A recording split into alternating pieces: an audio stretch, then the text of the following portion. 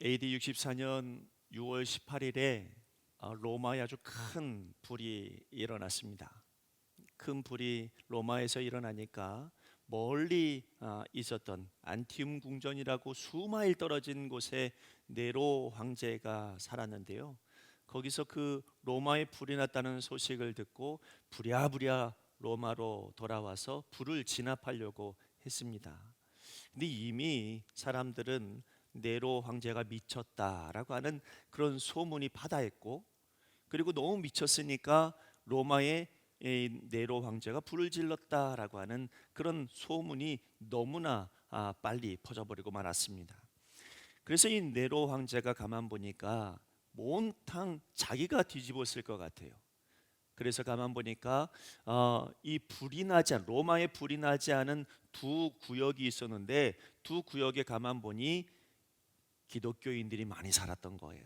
그래서 이 네로 황제가 생각하기를 저 기독교인들한테 다 뒤집어 씌워야 되겠다, 이렇게 마음을 먹고, 그러면서 네로 황제가 이 불은 저 기독교인들이 내게 한 거다, 이렇게 이야기를 하고 나서 모든 사람들이 다 기독교인들을 혐오하게 만들어 버렸습니다.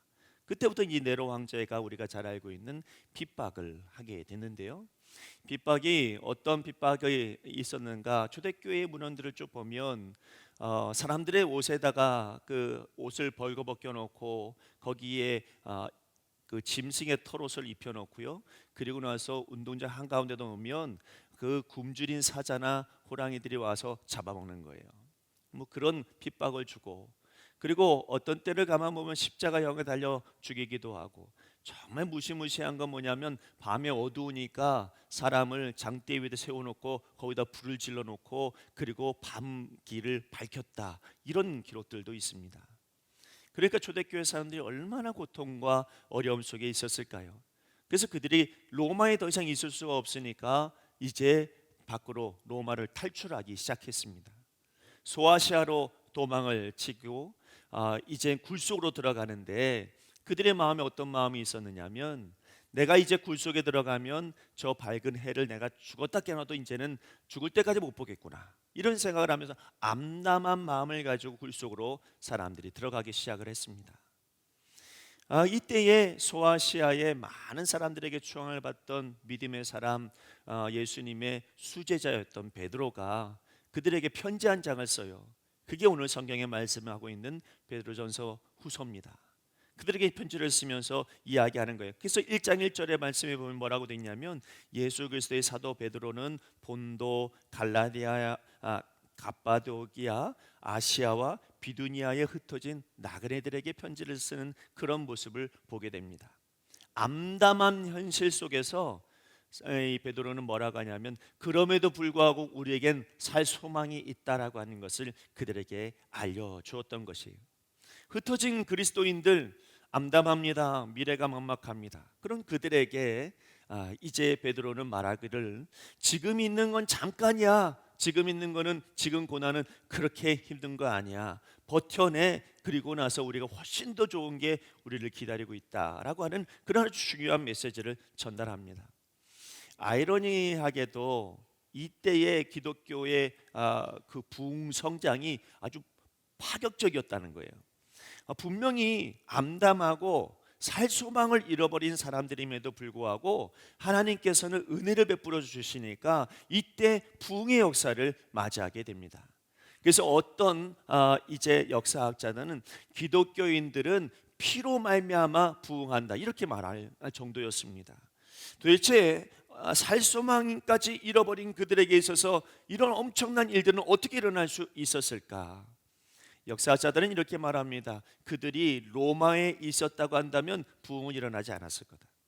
로마에서 오히려 흩어졌기 때문에 하나님의 나라가 확장되어지고 더 많은 사람들이 예수님 믿게 됐다.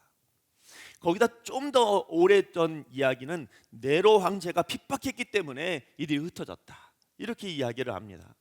그리고 그들의 공포와 그들의 불안감이 있음에도 불구하고 이 모든 환경을 주관하신 하나님이 계시니까 이 시대가 부흥할 수 있었다, 이렇게 말합니다. 여러분, 우리는 지금 이 시대를 굉장히 암울하게 봅니다. 기독교인으로서 살아간다는 것이 어쩌면 굉장히 어려운 그런 상황 속에 우리가 놓여 있다, 이렇게 이야기하고, 어떤 분을 얘기를 들어보니까 우리 노예 어떤 장로님이 오셔서 저한테 그런 얘기 하시더라고요. 앞으로 우리 교회들이 미래가 암담합니다. 교회가 어떻게 부흥될지는 전혀 부흥될 기미가 안 보입니다. 유럽 교회처럼 우리나라도 교회가 없어질 겁니다. 이렇게 얘기하더라고요, 장로님 입에서. 그런데 여러분, 오늘 이 베드로의 이 말씀이 우리가 암담하다고, 살 소망이 없다고, 우리가 넘어져 있다고, 그래서 하나님께서 우리 가운데 오히려 더 부흥 주시고 오히려 더 역사해 주실 것이다 라고 하는 메시지인 것을 여러분 기억하시길 바랍니다. 여러분, 우리 하나님은요, 여러분 네로의 황제의 핍박, 이스라엘 백성, 기독교인들이 로마를 탈출할 수밖에 없었던 환경, 이 모든 것들을 다 희망의 재료로 삼아서 여러분 부흥의 역사를 이루신 거예요. 그러니까 여러분, 우리가 뭐가 안 된다, 뭐가 안 될 거다, 여러분 이렇게 생각하지 마시고, 뭔가 안 될 것 같은 것을 하나님은 희망의 재료로 사용하셔서 여러분 부흥케 하시고 역사해 주신다는 겁니다. 하나님의 역사는 그래요. 그런데 여러분, 고난당하고 어려움 당하고 있었던, 살 소망까지 잃어버렸던 그들의 입장에서는 도대체 무엇이 이 고난을 이길 수 있는 힘을 얻게 했을까요? 도대체 그들은 원망하고 충분히 불평할 수 있고 충분히 낙담할 수 있는 그런 상황임에도 불구하고, 그런데 과연 무엇 때문에 그들의 삶에 희망을 찾으며 살아갔을까요? 도대체 그들 앞에 있는 이 고난을 어떻게 보았을까요? 오늘 성경은 우리에게 아주 중요한 메시지를 전달하고 있습니다. 베드로는 말합니다. 여러분, 밝은 해를 못 본다고 앞으로의 삶이 암담한다 할지라도, 그러나 우리의 희망은 거기에 있는 게 아니야. 우리의 희망은 저 하늘에 있다. 우리의 희망은 천국에 있다. 우리의 희망은 예수님께 있다. 이렇게 이야기하고 있고요. 그리고 그러므로 말미암아 우리가 당하고 있는 이 고난 중에도 하나님은 우리에게 용기를 주시고 은혜를 주신다고 말씀하십니다. 오늘 이 주일 아침에 여러분의 마음에 혹이라도 고난 중에 있습니까? 혹이라도 살 소망을 잃어버렸습니까? 혹이라도 내 앞에 있는 많은 문제들 앞에서 견디기 어려운 가운데 있습니까? 오늘 이 시간에 살 소망은 거기에 있지 않습니다. 우리의 소망은 다른 곳에 있어요. 그것을 오늘 이 시간에 듣기를 소망합니다. 여러분, 베드로는 우리에게 부활하신 예수 그리스도를 산 소망이라고 말해주고 있습니다.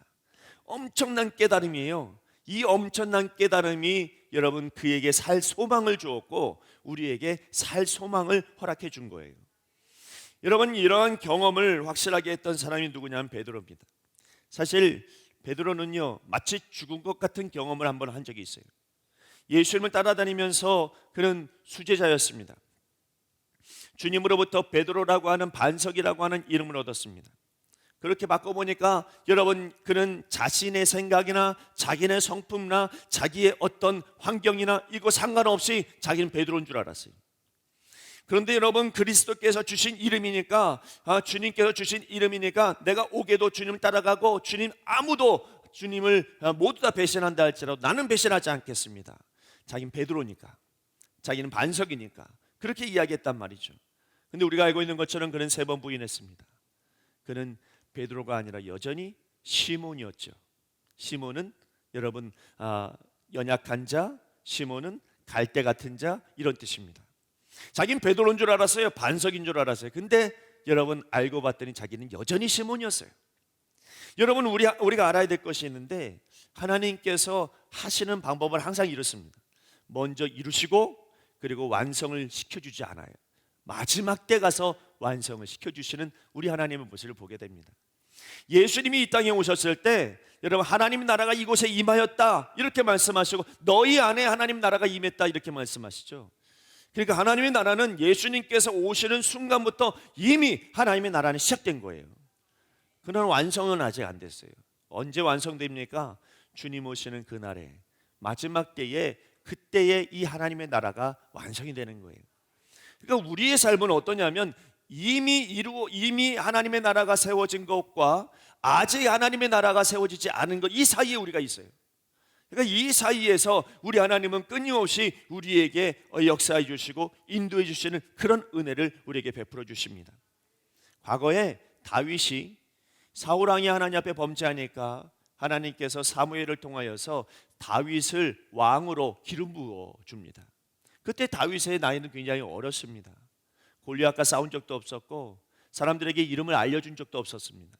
그런데도 불구하고 하나님은 사무엘을 통하여서 그를 왕으로 기름 부어 주었죠. 그러면 그가 왕이 된 것 아닙니까? 그러나 여러분, 왕이 완성되지는 않았어요. 완성될 때까지 그런 수없이 많은 여러분 죽음의 그런 어떤 문턱을 넘어야 했습니다. 수없이 많은 괴로움을 당하야 됐고 마치 이 고난이 다윗을 삼켜버릴 것처럼 그렇게 무서웠습니다. 하나님은 그를 왕으로 임명했지만 그러나 왕으로 진정으로 등극할 때까지는 수없이 고난을 많이 받게 되고 결국 마지막에 가서야 그가 왕으로 하나님께서 세워주시는 것을 봅니다. 이스라엘 백성들이 여러분 애굽에서 탈출할 때도 그때도 하나님의 백성으로서 탈출한 거죠. 그들이 그냥 탈출한 게 아니에요. 하나님께서 이미 그들을 하나님 백성으로 선택하시고 불렀어요. 십계명도 주고. 그러나 여러분 가나안 땅에 그들이 다 입성하지 않았습니다. 그들 중간에 40년이라고 하는 고난의 시간들이 분명히 그들에게 있었죠. 분명히 하나님의 백성입니다. 그런데 하나님의 백성으로 하나님 나라에 들어가는 것은 여러분 시간이 필요했다는 거예요. 여러분 베드로도 이것을 너무나 확실히 경험했던 사람입니다.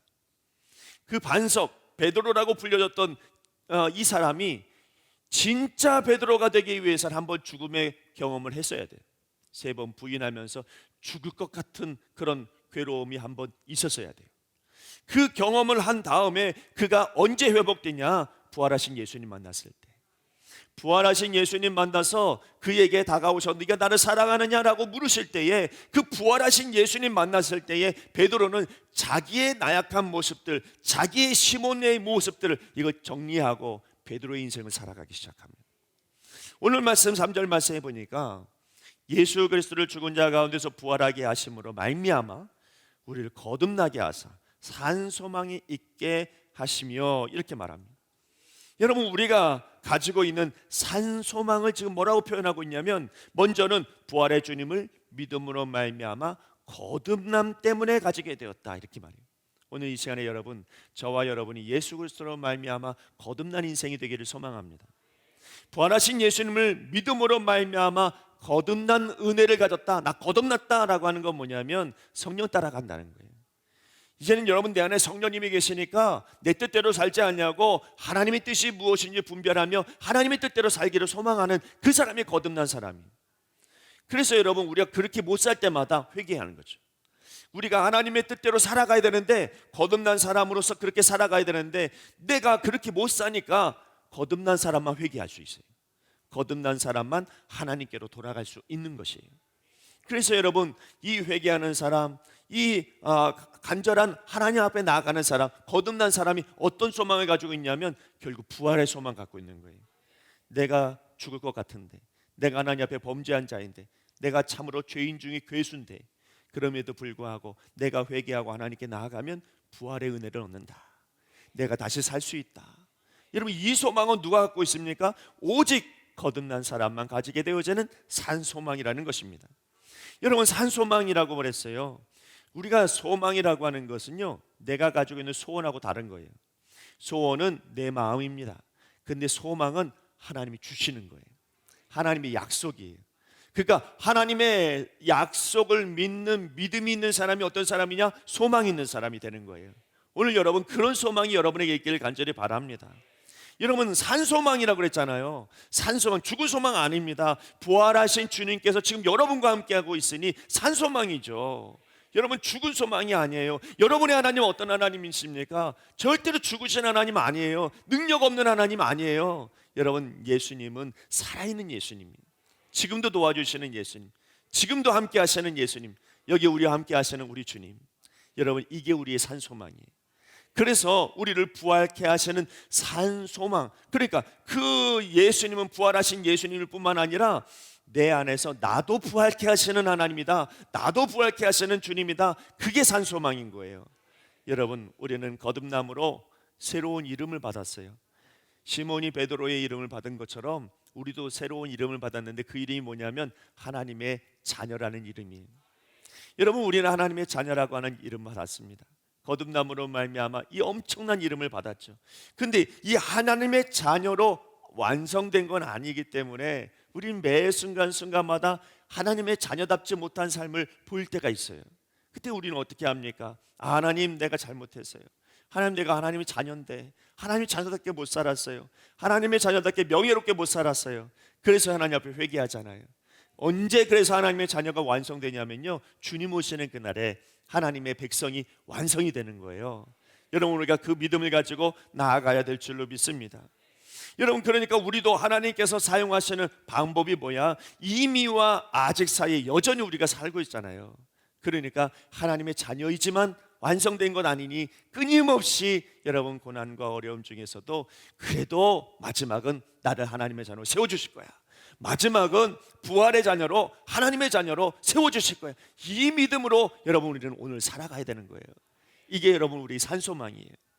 소망이 다른 데 있지 않습니다. 하나님과 관련된 것에 소망이 있고 하나님의 은혜에 소망이 있는 거예요. 그래서 베드로가 계속해서 이 산소망을 소개합니다. 너무 중요하니까요. 4절 말씀이 이렇게 말합니다. 썩지 않고 더럽지 않고 쇠하지 아니하는 유업을 있게 하시나니 곧 너희를 위하여 하늘에 간직하신 것이라. 썩지 않고 더럽지 않고 쇠하지 않은 게 뭐예요? 그건 부활이거든요.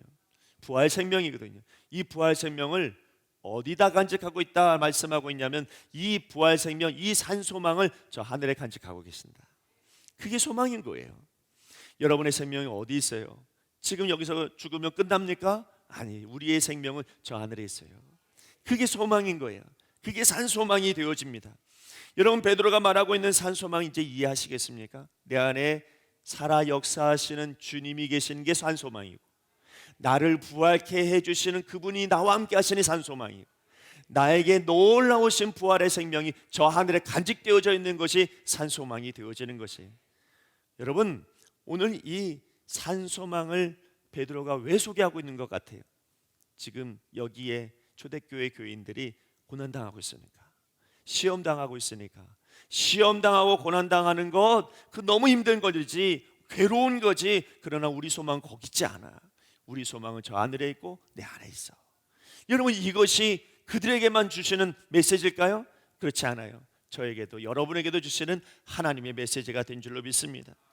그래서 오늘 말씀을 보니까요, 여러 가지 시험으로 인해서 잠깐 고난과 시험이 있어서 그 우리를 근심하게 할 수 있대요. 근데 잠깐 근심이 올 수 있대요. 그러나 오늘 사도 베드로가 뭐라고 이야기하냐면 오히려 기뻐할 수 있다, 이렇게 말합니다. 왜냐하면 잠깐 고난의 시간이 있다 할지라도 마지막 때에는 결국 예수 그리스도께서 나타나셔서 칭찬과 영광과 존귀를 우리에게 허락해 주실 거니까. 오늘 여러분의 마음이 여기만 있으면 안 돼요. 여러분의 마음이 지금 상황에만 있지 마세요. 거기에만 매달려 있지 마세요. 베드로는 뭐라고 하니 그거 잠깐이래요. 진짜 중요한 건 저 나중에 하나님 나라에 더 큰 게 있고 더 귀한 게 있고 더 영원한 게 있다고 분명하게 말씀합니다. 여러분, 왜 우리가 기독교인들이 절대로 무너지지 않는 줄 아세요? 우리가 무너질 수 없는 이유는 생명이 여기 있지 않아서 그래요. 생명은 저 하늘에 있으니까. 여러분, 소망이 저 하늘에 있으니까. 그래서 절대로 무너지지 않습니다.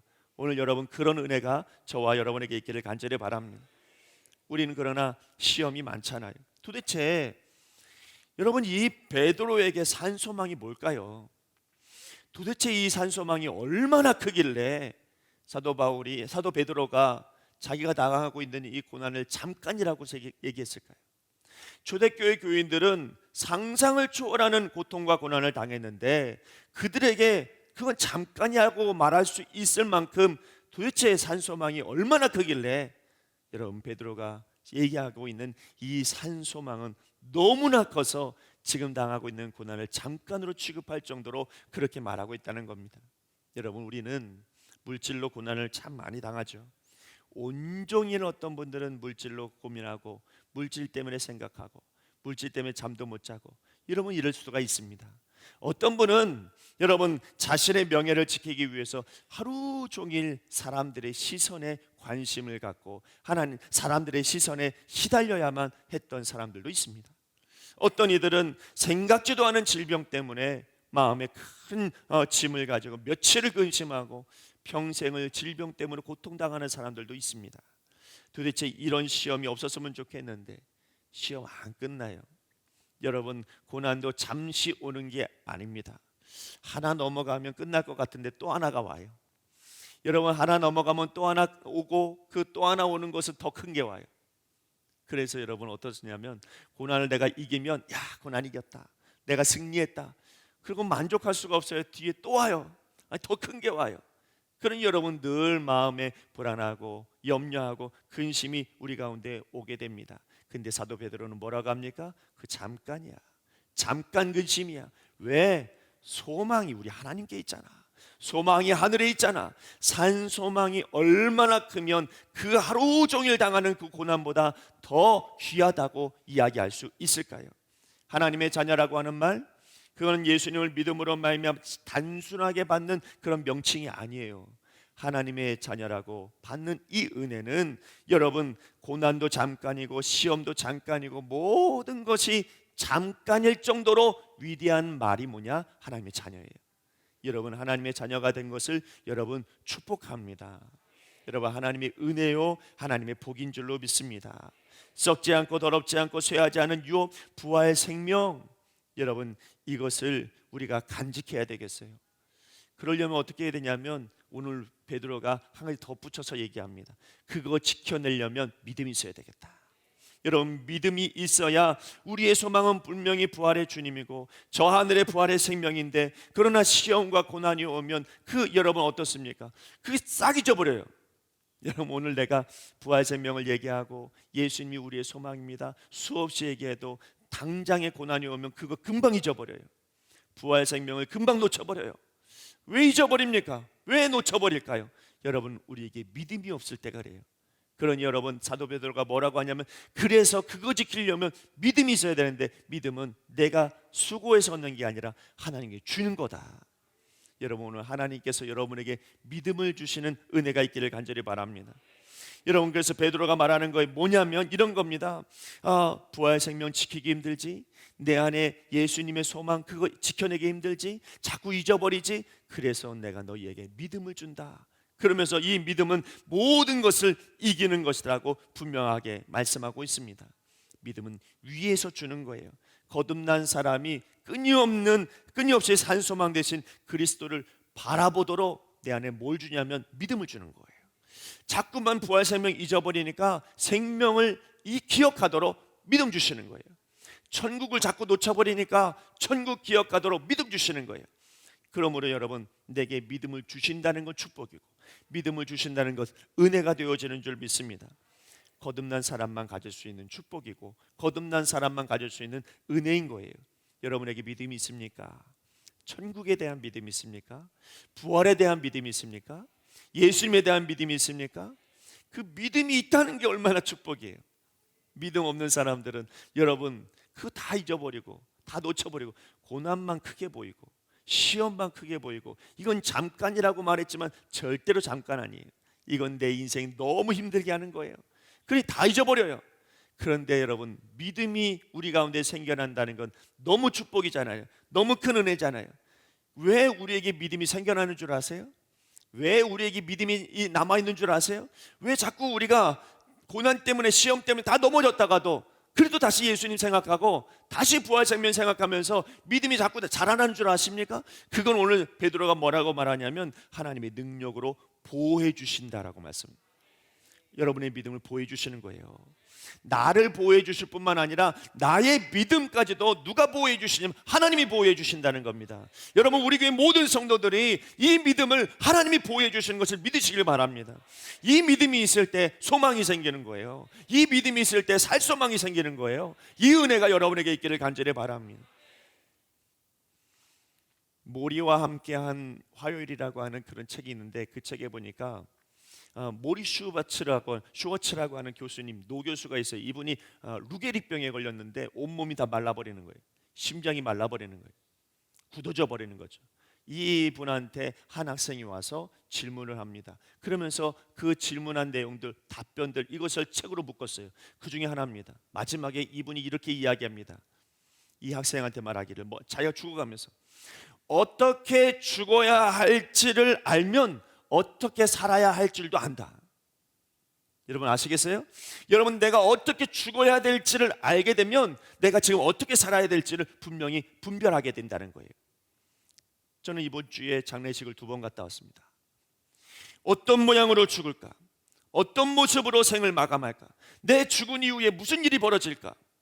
이거 고민하고 이것을 생각하면서 나는 오늘 어떻게 살아야 할지를 알게 된다는 겁니다. 그러나 여러분, 오늘 말씀을 준비하면서 거듭난 우리들은 저 하늘에 소망이 있고 내 안에 예수 그리스도가 소망이 있으므로 칭찬과 영광과 존귀가 반드시 우리에게 올 것이므로 내 미래가 어떻게 될 것인지 알므로 나는 오늘 믿음으로 살겠다. 나는 오늘 주님을 위해서 살겠다. 나는 소망을 가지고 살겠다. 이건 죽을 소망이 아니야. 산 소망을 가지고 살겠다. 오늘 저와 여러분에게 소망 거기에 있습니다. 저와 여러분의 소망은 하나님께 있고요, 저와 여러분의 소망은 예수님께 있고요, 천국에 있습니다. 이것을 여러분 믿으시길 간절히 바랍니다. 이 믿음으로 일주일을 버티고 일주일을 살아가시고 하나님의 은혜의 삶으로 살아가시길 바랍니다. 지금 오늘의 고난은 잠깐인 거예요. 하나님 앞에 믿음으로 나아가면 그 이겨낼 수 있어요. 하나님의 축복으로 믿음으로 서기를 소망합니다. 기도하겠습니다. 우리와 함께 하시고 저 천국을 소망으로 삼게 하시는 하나님, 이미 우리를 구원하여 주신 하나님의 은혜에 감사합니다. 또한 앞으로 구원을 완성하여 주실 하나님께 감사합니다. 주님, 지금 있는 이 고난과 고통, 시험이 잠깐의 근심인 것을 알게 하여 주옵소서. 소망을 가진 이들에게는 앞의 것을 잡으려고 달려갑니다. 언제나 저 앞에 주실 칭찬과 영광과 존귀를 바랍니다. 오늘 이 시간에 이 믿음으로 오늘을 살아가게 하여 주시옵소서. 오직 나를 구원하신 예수님 뿐이심을 믿고 나아가게 하여 주시옵소서. 우리의 유일한 구원자이신 예수 그리스도의 이름으로 기도드리옵나이다. 아멘.